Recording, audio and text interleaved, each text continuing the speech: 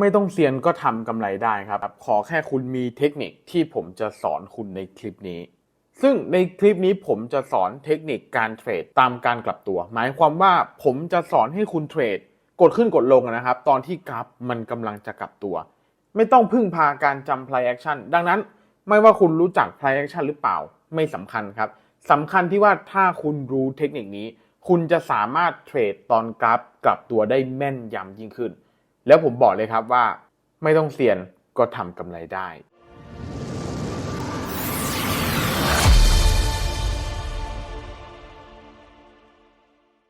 สวัสดีครับยินดีต้อนรับเข้าสู่ Number 9 Option ใน EP นี้อย่างที่ผมเกริ่นไปตอนต้นครับ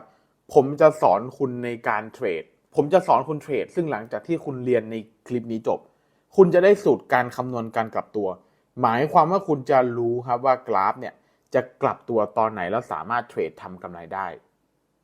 หมายความว่าคุณจะสามารถที่จะพยากรณ์ได้ครับว่ากราฟจะกลับตัวตรงไหนแล้วสามารถที่จะเทรดทำกำไรตอนกราฟกลับตัวได้ซึ่งวิธีการที่ผมจะสอนในวันนี้นะครับจะเป็นสูตรการใช้คำว่าการนับแท่งตามโมเมนตัมของแท่งเทียนโดยที่คุณเนี่ยไม่จำเป็นต้องจำรูปแบบของแท่งเทียนคุณก็จะรู้ว่ากราฟเนี่ยจะกลับตัวตอนไหนคุณจำได้ไหมครับรูปแบบแท่งเทียนจริงๆแล้วรูปแบบแท่งเทียน price action หรือว่ารูปแบบกราฟต่างๆถ้าเกิดคุณจำได้มันจะดีมากๆเพราะว่าตอนที่คุณเอาไปเทรดคุณจะมีท่าเทรดที่หลายท่าแต่สำหรับบางคนผมเข้าใจโดยเฉพาะมือใหม่หรือว่าคนที่อาจจะ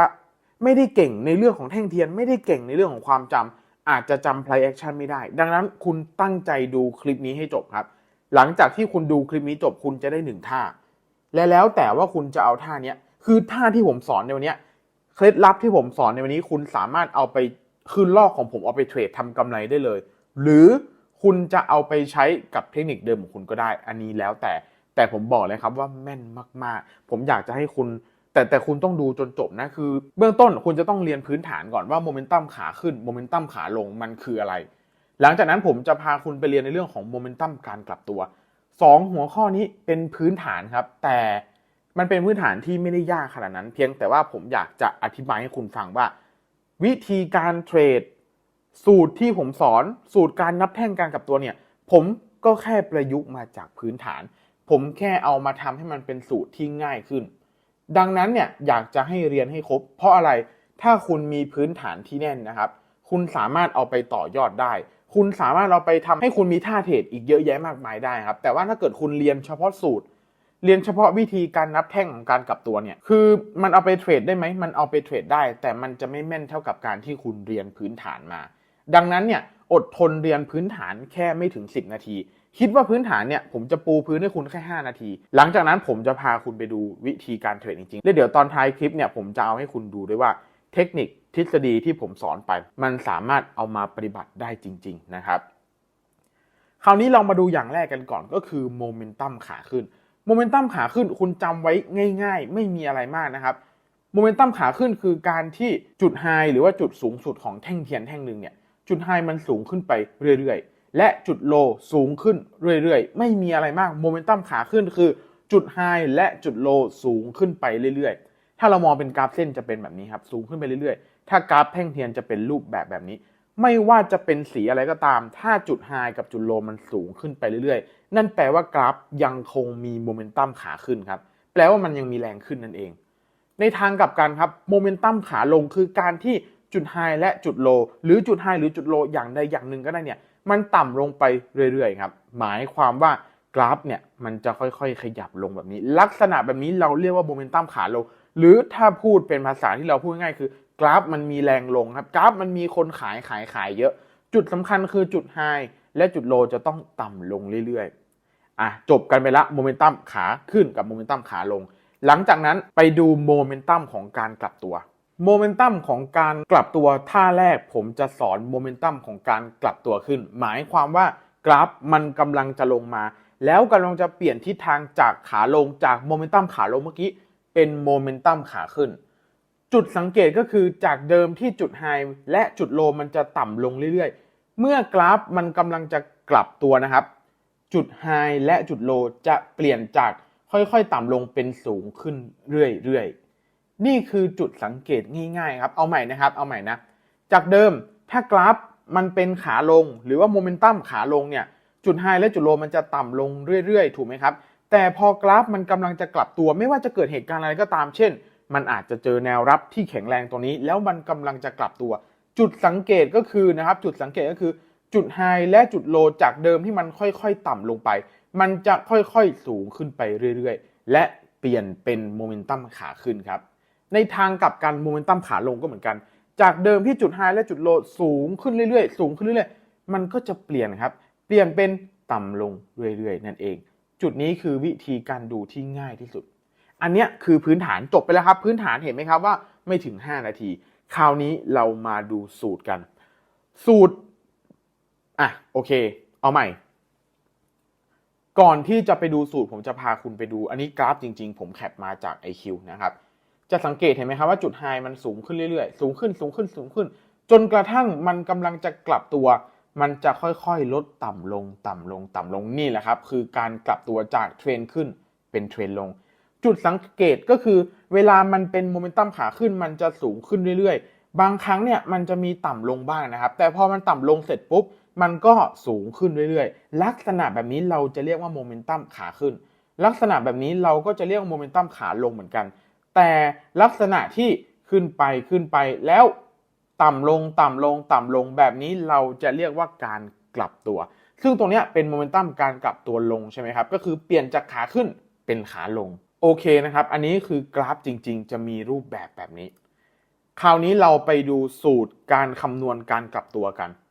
การคำนวณเนี่ยเหมือนเดิมครับผมจะสอนคุณนับแท่งจากโมเมนตัมที่เราเรียนมาเมื่อกี้สูตรมีง่ายๆครับอย่างแรกก็คือพอกราฟมันกำลังขึ้นอันนี้ผมสอนการกลับตัวลงก่อนนะพอกราฟมันกำลังขึ้นจุดไฮสูงขึ้นเรื่อยๆแล้วจู่ๆเกิดเหตุการณ์ที่ว่ามีกราฟอยู่แท่งหนึ่งจุดไฮแล้วก็จุดโลต่ำลงกว่าแท่งเมื่อกี้หรือปิดจบเปลี่ยนสีเช่นจากเดิมเป็นสีเขียวใช่ไหมครับขาขึ้นเป็นสีเขียวแล้วปิดจบเป็นสีแดงให้คุณนับแท่งนี้เป็นแท่งที่1แท่งที่1มีเงื่อนไข2อย่างที่ผมบอกเมื่อกี้ก็คือจุดไฮแล้วก็จุดโลต่ำลงหรือปิดจบแท่งเปลี่ยนสีให้คุณนับเป็นจุดที่1ขออภัยครับให้คุณนับเป็นแท่งเทียนที่1หลังจากนั้นคุณสังเกตแท่งเทียนที่2ตรงนี้สำคัญแท่งเทียนที่2คือถ้าเกิดจุดไฮแล้วก็จุดโลเนี่ยมันต่ำกว่าแท่งที่1ที่เราสังเกตเมื่อกี้ไม่ว่ามันจะเป็นสีอะไรก็ตามนะครับแท่งที่3คุณหาจังหวะกดลงได้เลยแต่มีข้อแม้ว่าถ้าเกิดแท่งที่2เป็นสีเดียวกับแท่งที่1โคตรแม่นคือจะแม่นยำมากกว่าการที่แท่งนี้เป็นสีแดงแล้วแท่งที่2เป็นสีเขียวแต่ว่าจุดไฮกับจุดโลต่ำกว่าอย่างเงี้ยถามว่ากดลงได้ไหมในแท่งที่3กดลงได้แต่อาจจะไม่แม่นเท่ากับการที่แท่งที่1กับแท่งที่2เป็นสีเดียวกันอันนี้คือสูตรการคำนวณของการกลับตัวลงต่อไปเราไปดูของการกลับตัวขึ้นสูตรการคำนวณของการกลับตัวขึ้นสลับกันจากเดิมกราฟจุดไฮและจุดโลต่ำลงไปเรื่อยๆเสร็จปุ๊บจู่ๆเกิดเหตุการณ์ที่จุดโลหรือว่าจุดไฮก็ตามสูงขึ้นหรือปิดจบแท่งเปลี่ยนสีหมายความว่าลงเป็นสีแดงแล้วเปลี่ยนเป็นสีเขียวให้คุณนับแท่งสีเขียวแท่งแรกนี้แท่งแรกตรงนี้นะครับสีเขียวตัวนี้ให้เป็นแท่งที่1หลังจากนั้นเหมือนเดิมสังเกตแท่งที่2ถ้าเกิดจุดไฮแล้วก็จุดโลของแท่งที่2เนี่ยมันต่ำขออภัยครับมันสูงกว่าแท่งที่1ไม่ว่าจะเป็นสีอะไรก็ตามคุณหาจังหวะกดขึ้นในแท่งที่3แต่เหมือนเดิมครับแต่ถ้าเป็นสีเดียวกับแท่งที่1จะแม่นมากจังหวะกดขึ้นหรือว่ากดลงอยู่ในแท่งที่3ดังนั้นแท่งที่1คือแท่งที่เราใช้สังเกตแท่งที่2คือแท่งที่เราใช้คอนเฟิร์มและแท่งที่3คือแท่งที่เราเข้าออเดอร์ครับซึ่งจังหวะในการเข้าออเดอร์ผมแนะนำสำหรับการเทรดสั้นๆแนะนำให้ปิดจบที่1นาทีโดยใช้ SMA 5ประกอบถ้าเกิดคุณยังไม่ได้เรียนในเรื่องของ SMA 5คุณทักไปที่ Line Number 9 Option มาซื้อคอร์สเรียนกับ Number 9 Option ก็ได้ผมกับคนนัดจะสอนเทคนิคทุกๆอย่างตั้งแต่ต้นจนจบนะครับก็คือตั้งแต่ระดับพื้นฐานไปจนถึงแอดวานซ์อันนี้หมายความว่าถ้าเกิดคุณอยากจะเรียนกับผมกับคนนัดแต่ถ้าเกิดคุณไม่ได้ต้องการที่จะไปซื้อคอร์สเรียนขนาดนั้นให้คุณเข้าไปในช่อง YouTube ของ Number 9พิมพ์ไปเลย Number 9 Option เนี่ยช่องเนี้ยข้างล่างนี้แล้วคุณเข้าไปดู playlist ที่ชื่อว่า SMA 5ครับโค้ดนัดสอนไว้100 กว่าคลิปคุณเข้าไปดูเลยครับผมบอกเลยว่าการใช้ SMA 5เข้าออเดอร์ควบคู่กับเทคนิคที่ผมสอนในวันนี้บวกกับการปิดจบที่ 1-2 นาทีโคตรแม่นคุณไปดูใน YouTube ได้เลย นี่คือภาคทฤษฎีหรือว่าในเรื่องของบทเรียนคราวนี้เราไปดูของจริงกันครับเหมือนเดิมนะครับกราฟที่ผมเอามาให้คุณดูเป็นกราฟที่มาจากกลุ่ม Signal ของ Number 9 Option หมายถึงว่าคนที่เรียนกับผมคนที่ซื้อคอร์สเรียนกับผมกับคนนั้นเรียนเสร็จหมดละผมจะพาเข้ากลุ่ม Signal ที่ผมกับคนนั้นเนี่ยเป็นคนส่ง Signal ให้แล้วก็ฝึกเทรดกันเกือบทุกวันนะครับอาจจะเว้นอาทิตย์ละสักวันถึง2วันส่งอย่างเงี้ยแล้วเทรดกันไปเรื่อยๆแล้วผมก็จะแคปรูปเอาไว้แล้วเอามาสอนคุณอย่างเงี้ยถ้าเกิดคุณอยากจะดูรูปแบบนี้เพิ่มเติมเข้าไปที่เพจ Facebook ของ Number 9 Option ทุกๆวันจันทร์ตอน 2 ทุ่มจะมีรูป Signal แบบนี้พร้อมกับคำอธิบายว่ากดขึ้นกดลงเพราะอะไรให้คุณได้เรียนรู้แต่ถ้าเกิดคุณอยากจะจริงจังกับการเทรดอยากจะลองมาเรียนกับผมกับคนนั้นรูปพวกนี้จะส่งให้กับคุณทุกๆวันในกลุ่มปิดของ Facebook ทุกๆครั้งที่มีการเทรดซึ่งการเทรดก็คือเทรดได้กันทุกวันแหละครับแต่ว่าจะแคปให้แล้วบอกว่าออเดอร์นี้เข้าแบบนี้นะเพื่อให้คุณได้ฝึกประสบการณ์ในการเทรดที่ดียิ่งขึ้นนะครับคราวนี้เรามาเข้ากันที่หัวข้อที่เราเรียนกันไปเมื่อกี้อันนี้ก็คือว่าหลักการในการเทรดนะตอนแรกก็กราฟเป็นเทรนลงโมเมนตัมขาลงรอ S&P 5โค้งลงอันนี้คือคำที่อธิบายหมายถึงว่าเวลาผมกับคนนั้นส่งซิกเนี่ยส่งซิกเสร็จก็จะอธิบายว่ามันเข้าออเดอร์เพราะแบบนี้นะแต่ต่อไปเรามาดูกันว่าสิ่งที่เราเรียนไปเมื่อกี้เนี่ยเวลาเทรดจริงๆเราเอามาใช้ยังไงจุดสังเกตนะครับเรามาดูกันที่ออเดอร์แรกกราฟขึ้นแล้วก็ลงแล้วก็สูงขึ้นเรื่อยๆสูงขึ้นเรื่อยๆสูงขึ้นเรื่อยๆจนกระทั่งแท่งที่1ตัวนี้เป็นแท่งสีแดงนอกจากแท่งที่1ตัวนี้จะเป็นแท่งสีแดงแล้วนะครับจุดไฮต่ำกว่าแต่จุดโลไม่ต่ำกว่าแต่แท่งนี้เป็นแท่งสีแดงผมจะนับแท่งนี้เป็นแท่งที่1หลังจากนั้นผมรอคอนเฟิร์มแท่งที่2แท่งที่2ชัดเจนเลยครับจุดไฮก็ต่ำกว่าจุดโลก็ต่ำกว่าแล้วก็เป็นสีเดียวกับแท่งที่1ผมหาจังหวะกดโลซึ่งตรงนี้ผมรอให้ S&P 5โค้งลงด้วยครับหลังจากที่ S&P 5โค้งลงหมายความว่าค่าเฉลี่ยของ5แท่งย้อนหลังเนี่ยบ่งบอกว่ากราฟกำลังจะลงผมก็เลยกดลงถ้าคุณไม่เข้าใจมี2วิธีอย่างแรกเทคคอร์สเรียนเข้ามาเรียนกับผมกับคนนัดแล้วอย่างที่2กดเข้าไปใน YouTube Number 9 Option กด Playlist S&P 5มีคลิปเพียบคุณไม่จำเป็นต้องมาเรียนกับผมกับคนนัดก็ได้ขอแค่คุณเข้าไปศึกษาใน YouTube แค่นั้นก็เพียงพอแล้วครับเดี๋ยวเราไปดูรูปถัดไปกันรูปนี้นะครับเป็นแนวต้านกราฟขยับขึ้นสูงขึ้นเรื่อยๆสูงขึ้นเรื่อยๆสูงขึ้นเรื่อยๆแล้วเกิดแท่งเทียนสีแดงแท่งนี้แท่งเทียนสีแดงแท่งนี้จุดไฮกับจุดไฮกับจุดโลเนี่ยมันไม่ได้ต่ำกว่าแท่งสีเขียวตรงนี้นะครับแต่มันปิดสีแดงมันเปลี่ยนสีครับดังนั้นนับแท่งนี้เป็นแท่งที่1หลังจากนั้นเรามาสังเกตที่แท่งที่2ครับแท่งที่2อะไรครับจุดไฮและจุดโลต่ำลงแล้วเป็นสีเดียวกับแท่งที่1ก็คือเป็นสีแดงผมเลยหาจังหวะในการกดลงครับนี่แหละครับคือสามารถใช้งานได้จริงๆแต่ตอนเทรดจริงๆสำหรับคนที่อย่างผมกับคนนั้นเนี่ยผมรู้จักในเรื่องของ price action อยู่ละในกลุ่มในคอร์สเรียนของผมนักเรียนของผมก็จะรู้จัก price action เพราะว่าคนนั้นเนี่ยสอนไว้หลายตัวมากดังนั้นเวลาผมสอนในกลุ่มผมก็จะบอกเลยว่าใช้ก็คือกราฟเนี่ยมันชนแนวต้านแล้วเกิดแท่งเทียนของการกลืนกินครับแต่ถ้าเกิดคุณไม่เข้าใจในเรื่อง price action ไม่เป็นไรครับคุณใช้วิธีการนับแท่งแบบเนี้ยแท่งที่1แท่งที่2แล้วกดลงอย่าลืมเอา S&P 5มาช่วยแค่นั้นจบครับโอเคนะครับไปดูแท่งถัดไปอันนี้เรามาดูของการกดขึ้นกันบ้างลงจุดไฮกับจุดโลต่ำลงมาเรื่อยๆต่ำลงมาเรื่อยๆจนกระทั่งเกิดเป็นแท่งสีเขียวแท่งนี้แท่งสีเขียวแท่งนี้นะครับจุดโลสูงกว่าแท่งสีแดงจุดไฮสูงกว่าแท่งสีแดงนี่คือสัญญาณของการกลับตัวถูกไหมครับแล้วยังเปลี่ยนสีเป็นสีเขียวด้วยดังนั้นแท่งนี้เรานับเป็นแท่งที่1หลังจากนั้นรอดูแท่งที่2ครับแท่งที่2เป็นไงครับจุดไฮเปิดใกล้เคียงกันเลยแต่จุดโลเนี่ยสูงขึ้นมานิดนึงแต่จุดสำคัญก็คือเป็นสีเดียวกับแท่งที่1ด้วยดังนั้นผมหาจังหวะกดขึ้นในแท่งที่3นี่แหละครับคือหลักการและก็วิธีคุณจะสังเกตเห็นนะครับว่าพอจุดไฮกับจุดโลมันไม่ได้สูงไปกว่าแท่งที่1มากเนี่ยแท่งที่3มันเลยขึ้นแค่นิดเดียวครับลักษณะแบบนี้มันอาจจะหมายความว่ากราฟมันก็จะกลับตัวขึ้นนะแต่อาจจะกลับตัวไม่เยอะแล้วลงต่อก็ได้แต่ไม่เป็นไรตรงส่วนนั้นเนี่ยเราเทรดแค่1นาทีให้ได้กำไรก็พอโอเคนะครับสูตรวิธีการสิ่งที่ผมสอนในคลิปนี้คือการสอนโดยเล่นใน1นาทีก็พอคือไม่ต้องเผื่อเวลาเขามาแบบไหนก็คือเล่นไปแบบนั้นเลยนะครับ อันนี้ก็เหมือนกันอันนี้เป็นเทรนขึ้นแล้วกราฟลงม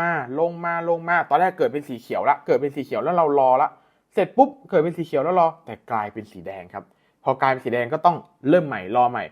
ม่เสร็จปุ๊บแท่งที่1มาละเป็นแท่งสีแดงแท่งสีแดงตรงนี้จุดไฮแล้วก็จุดโลไม่ได้สูงกว่าแท่งสีแดงแท่งสีเขียวแท่งที่1นะครับจุดไฮจุดโลไม่ได้สูงกว่าแท่งสีแดงแต่มันเปลี่ยนสีเป็นสีเขียวดังนั้นสิ่งที่เราต้องทำคือรอแท่งที่2คอนเฟิร์มแท่งที่2คอนเฟิร์มมาละจุดไฮกับจุดโลสูงขึ้นสูงกว่าแท่งที่1และสูงกว่าแท่งสีแดงนะครับแล้วที่สำคัญมันเป็นสีเดียวกันด้วยครับดังนั้นหาจังหวะกดขึ้นครับซึ่งจริงๆออเดอร์เนี้ยผมไม่ได้กดขึ้นในจังหวะของแท่งที่3นะครับผมมากดตรงหลังจากแท่งที่3จบลงแล้วอันนี้ก็สามารถใช้ได้เหมือนกันแล้วแต่ผมใช้คำว่าแท่งที่3เป็นต้นไปแต่ถ้าแท่งที่3คุณกดทันจะดีที่สุดเพราะว่าโมเมนตัมขาขึ้นมันกำลังมาพอดีครับถ้าเกิดคุณไปกดในแท่งที่4แท่งที่5คือด้วยความที่โมเมนตัมมันหมายถึงแรงที่มีทิศทางถูกไหมครับคือแรงมันมีแต่พอนานๆไปเรื่อยๆเนี่ยแรงมันอาจจะหมดก็ได้ดังนั้นแท่งที่3เป็นแท่งที่ดีคุณกดในแท่งที่3ดีมากแต่แท่งที่4แท่งที่5ก็เข้าได้แต่อาจจะต้องระมัดระวังอย่างที่ผมบอกครับถ้าเกิดคุณมีองค์ความรู้ในเรื่องอื่นๆด้วยคุณเอามาใช้ประกอบมันจะดีมากๆอันนี้ก็เหมือนกันครับสีแดงลงมาแท่งที่1แท่งที่2สีเขียวสีเดียวกับแท่งที่1เลยหาจังหวะกดขึ้นแต่นี้เหมือนเดิมครับกดขึ้นในแท่งที่4นี่แหละครับคือหลักการในการเทรดคราวนี้กฎสำคัญเหมือนเดิมจะสังเกตเห็นนะครับว่าเวลาผมเทรดเมื่อกี้ผมจะเทรดตรงบริเวณแนวรับแนวต้านไม่ว่าจะเป็นแนวรับแนวต้านแบบไหนก็ตามถ้าเกิดคุณเรียนกับผมคุณจะได้เรียนแนวรับแนวต้านหลายชนิดมากๆ PHPL อะไรต่างๆเยอะแยะมากมายทุกๆสิ่งตรงนั้นสามารถใช้งานได้ทั้งหมดแต่ถ้าคุณไม่ได้เรียนกับผมไม่เป็นไรผมบอกไว้เป็นชุดใหญ่ๆว่ากฎสำคัญของเทคนิคนี้คือต้องเกิดบริเวณแนวรับหรือว่าแนวต้านเทรนไลน์ก็เป็นแนวรับแนวต้านครับเส้น SR หรือว่าเส้นแนวนอนอย่างนี้ก็เป็นแนวรับแนวต้านฟิโบก็เป็นแนวรับแนวต้านเส้นกริดก็เป็นแนวรับแนวต้านดีมานด์โซนซัพพลายโซนถือเป็นแนวรับแนวต้านทั้งหมดถ้าคุณมองแนวรับแนวต้านเป็นเยอะๆนะครับถ้าเกิดคุณสามารถมีองค์ความรู้ในการมองแนวรับแนวต้านเยอะๆคุณก็จะมีท่าในการเทรดเยอะแต่ถ้าวันนี้คุณเป็นมือใหม่คุณโฟกัสแค่เส้นแนวนอนก็พอครับเส้นแนวนอนที่ขีดอย่างนี้เส้นเทรนไลน์2อย่างนี้คุณก็สามารถที่จะทำกำไรได้แล้วอนาคตถ้าเกิดคุณอยากจะขยับขยายอาจจะมาเรียนกับผมมาเรียนกับโค้ชนัทแล้วค่อยขยับขยายไปก็ได้แต่เบื้องต้น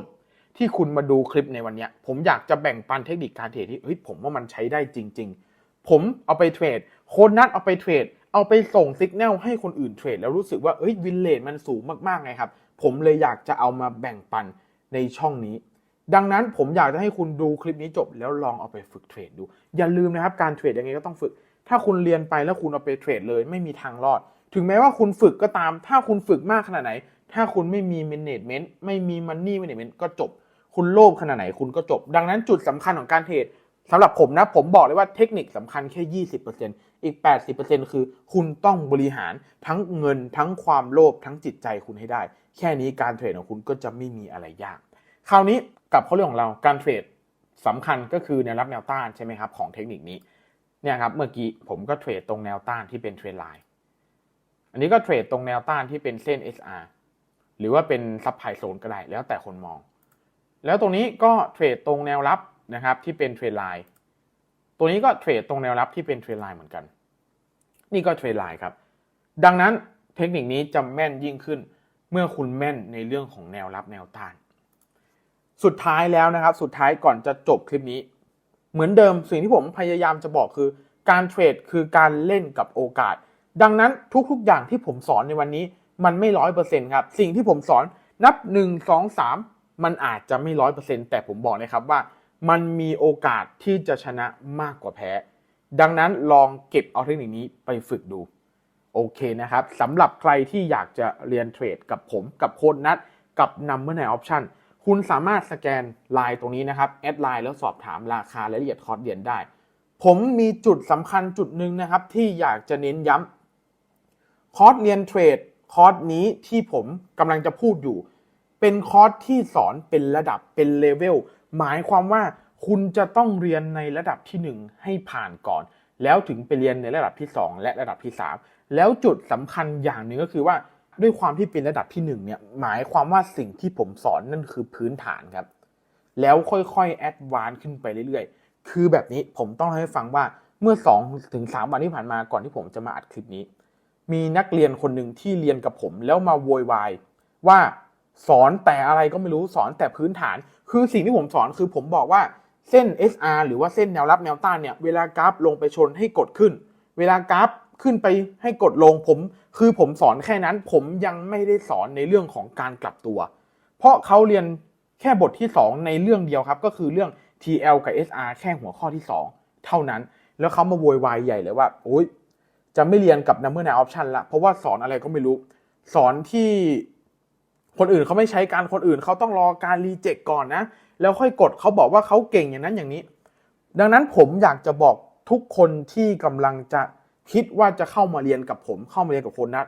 ถ้าเกิดคุณคิดจะซื้อคอร์สนี้ไม่ว่าคุณจะเก่งมาขนาดไหนก็ตามคุณต้องพิสูจน์ให้ผมกับโค้ชนัทเห็นก่อนนะครับว่าคุณเข้าใจในเรื่องของ TL SR PSPL DZ SZ RN FIBO และสิ่งที่ผมสอนทั้งหมดถามว่าพิสูจน์ยังไงผมจะมีแบบฝึกหัดให้ทำครับคือนักเรียนคนนั้นเนี่ยทำแบบฝึกหัดของผมไม่ผ่านแล้วเขาก็มาโวยวายว่าผมสอนแต่อะไรพื้นฐานผมอยากจะบอกว่าถ้าพื้นฐานคุณไม่แข็งคุณเรียนพื้นฐานไม่ว่าคุณจะเรียนมาจากไหนก็ตามถ้าเกิดคุณเข้ามาเรียนกับ Number 9 Option คุณจะต้องเรียนในสิ่งที่ผมสอนถูกไหมครับดังนั้นถ้าเกิดคุณไม่ผ่านในสิ่งที่ผมสอนไม่ว่าผมจะสอนไม่ดีหรือคุณจะไม่ตั้งใจเรียนมันก็คือไม่ผ่านดังนั้นต้องทำยังไงก็ได้ให้คุณผ่านเพราะฉะนั้นคนที่จะมาเรียนผมบอกเลยนะครับต่อให้คุณจะเก่งขนาดไหนคุณต้องผ่านพื้นฐานที่ผมกับโค้ชนัทเป็นคนคิดค้นหลักสูตรนี้มาก่อนถ้าคุณไม่ผ่านให้ตายยังไงคุณก็ไม่มีวันได้ขึ้นไปเรียนในเลเวลที่3และไปฝึกด้วยกันในกลุ่ม Signal เพราะฉะนั้นถ้าเกิดคุณเก่งอยู่แล้วคุณไม่ต้องมาเรียนผมกับโค้ชนัทจะขอสอนแค่คนที่อาจจะเทรดไม่เป็นเลยมีความรู้เป็นศูนย์หรือคนที่ยังเป็นน้ำไม่เต็มแก้วอยากจะเรียนเทรดแบบจริงๆจังๆอยากจะลองเข้ามาเรียนเทรดแล้วลองมาเทรดด้วยกันเอาอย่างนี้แล้วกันนะครับเพราะฉะนั้นใครที่คิดว่าเก่งอยู่แล้วใครที่คิดว่ามีความรู้เยอะมีคอนเนคชั่นอะไรไม่รู้ที่เขาบอกผมเยอะแยะมากมายคุณไม่ต้องเข้ามาเรียนนะครับขอแค่คนที่เทรดไม่ได้กำไรคนที่อยากจะเรียนรู้จริงๆเข้ามาเรียนก็พอเพราะในแต่ละระดับจะมีแบบฝึกหัดให้ทำคุณเรียนเลเวลที่1คุณต้องผ่านแบบฝึกหัดในเลเวลที่1คุณถึงจะเข้าเวล2แล้วพอไปเวล2แล้วต้องผ่านเวล2ถึงจะเข้าเวล3แล้วพอคุณผ่านเวลที่3คุณถึงจะเข้าไปรับซิกในกลุ่ม Signal ได้นี่คือเหตุผลครับที่ทำให้ Signal ของ Number 9 Option มีวินเลทที่สูงมากๆคุณลองเข้าไปดูในเพจทุกๆวันจันทร์จะมีสรุป Signal ให้ด้วยครับนี่คือเหตุผลที่ทำไมซิกของโนเก้ามันแม่นจังเลยเพราะคนที่รับซิกกับคนที่ส่งซิกใช้เทคนิคเดียวกันแล้วมีความเชี่ยวชาญพอๆกันคือมันต้องผ่านแต่ละระดับครับแล้วผมบอกเลยนะครับว่าผมกับโค้ชนัทแล้วก็แอดมินผมมีแอดมินเยอะมากๆที่จะคอยตรวจกันบ้านให้กับคุณตรวจช้าบ้างตรวจเร็วบ้างแต่ตรวจให้กับทุกๆคนแอดมินจะต้องทำการคัดกรองแล้วเอามาให้ผมกับโค้ชนัทตรวจแล้วผมกับโค้ชนัทตรวจละเอียดมากๆผมบอกเลยนะครับว่าถ้าผ่านก็คือผ่านไม่ผ่านคือคุณต้องกลับไปแก้ดังนั้นถ้าเกิดคุณอยากจะมาเรียนกับผมอยากจะมาเรียนกับโค้ชนัทผมบอกเลยนะครับว่าผมกับโค้ชนัทจริงจังและดุมากๆดังนั้นผมจะไม่ปล่อยผ่านถ้าผมรู้สึกว่าคุณส่งกันบ้างคือด้วยความที่หลักสูตรพวกนี้คุณเข้าใจไหมครับว่าผมกับโค้ชนัทเป็นคนคิดเองใช่ไหมดังนั้นถ้าเกิดการตอบคำถามบางสิ่งบางอย่างที่ผมถามไปผมจะรู้ว่าคุณเข้าใจหรือไม่เข้าใจแล้วถ้าคุณไม่เข้าใจผมจะต้องขอให้คุณกลับไปเรียนอีกรอบคุณต้องสามารถที่จะแบบว่าเรียนไม่ผ่านเราซ้ำชั้นอ่ะคุณเข้าใจเวนี้ไหมคือคุณต้องสามารถที่จะซ้ำชั้นได้ถ้าคุณยอมรับได้ผมบอกเลยครับว่าคุณจะเทรดได้แน่นอนครับคือหลังจากที่คุณเรียนกับผมอ่ะกับโค้ชนัทอ่ะคือผมกับโค้ชนัทพยายามที่จะใช้คำว่าติวเข้มมากๆครับหลังจากนั้นพอคุณจบไปอ่ะคุณก็แค่ไปจัดการในเรื่องของ Money Management จัดการในเรื่องของอารมณ์วางแผนการเทรดคุณก็สามารถเทรดได้แล้วครับคือถ้าเกิดวันหนึ่งไม่ได้แบบอะไรมากคุณแค่มาตามกลุ่ม Signal คุณก็เทรดได้กำไรละขอแค่มีวินัยก็พอแค่นั้นครับดังนั้นกลุ่มนี้คอร์สนี้ถ้าเกิดจะเข้าขอให้คนที่จริงจังขอให้คนที่ยอมรับได้ว่าถ้าเกิดเราซ้ำชั้นเรากลับไปเรียนใหม่ได้หรือเปล่าเพราะคอร์สเนี้ย